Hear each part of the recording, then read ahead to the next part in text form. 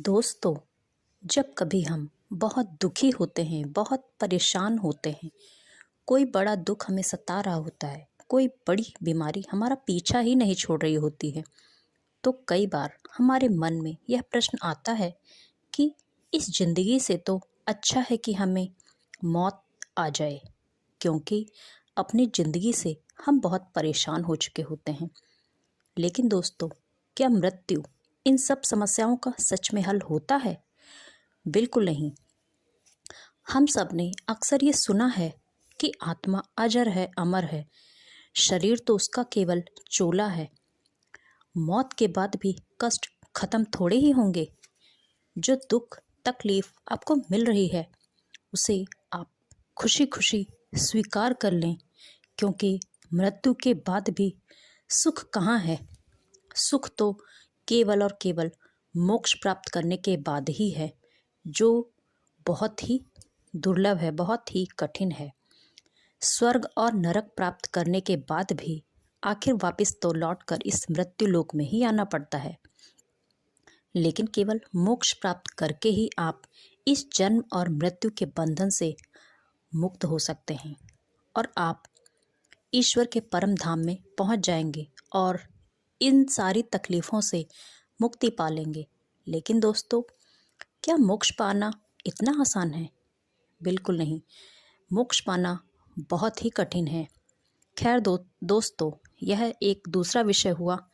चलिए आगे देखते हैं कि यदि मृत्यु आ भी जाए तो आत्मा कहाँ जाएगी, और यदि मृत्यु सिंपल है, साधारण है, तो आत्मा कहाँ जाती है, और यदि आत्महत्या है तो आत्मा कहाँ जाती है।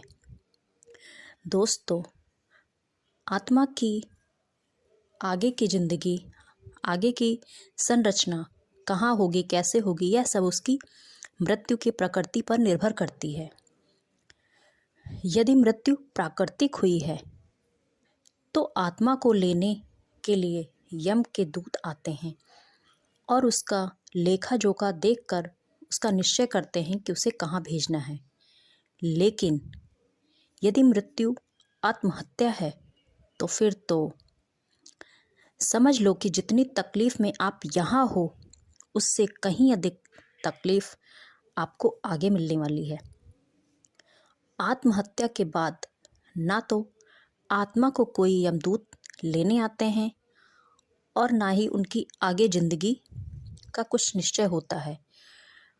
आत्मा केवल और केवल भटकती है अनंत काल तक, अनंत समय तक, क्योंकि उस आत्मा ने ईश्वर के बनाए नियम का अपमान किया होता है। अतः क्या पता कब उस आत्मा को मुक्ति मिले या कभी भी नहीं। और दूसरा, इंसानी रूप में जन्म तो लगभग नामुमकिन होता है। ईश्वर जो तुम्हें दुख या तकलीफ दे रहे हैं, अक्सर आप यही सोचते हैं ना, वह ईश्वर थोड़े ही दे रहे हैं।